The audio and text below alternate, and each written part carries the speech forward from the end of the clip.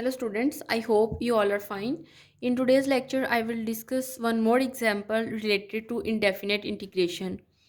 Here, the example is finding the integration of secant x dx.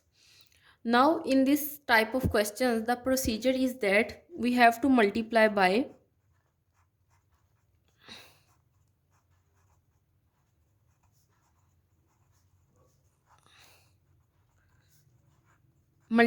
by a form of 1.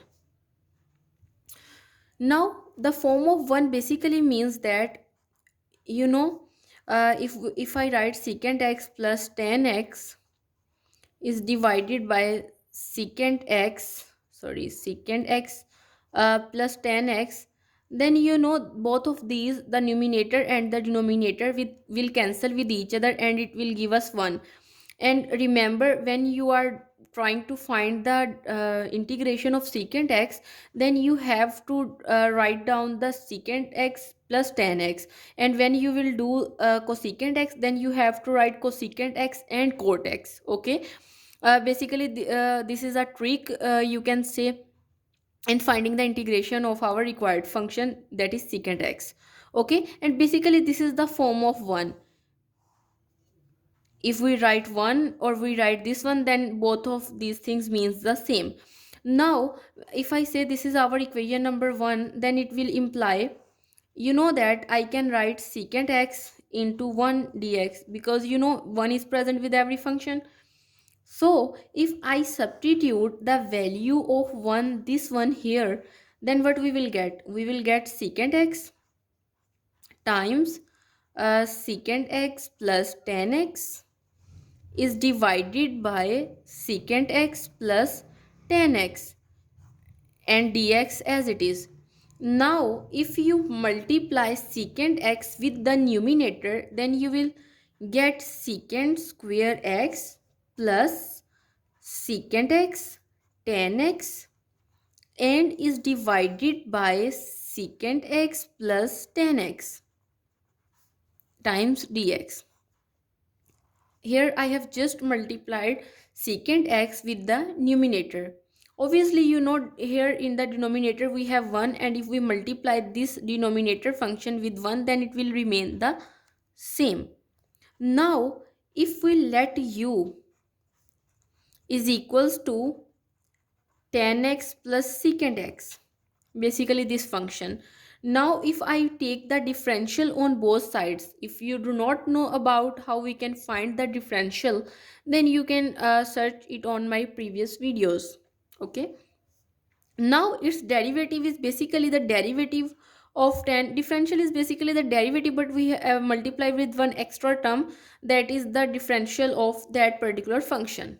Okay, and so it is the differential of tan x is equals to secant square x, and secant x, the differential of secant x is equal to secant x and tan x, and obviously we have to multiply by dx.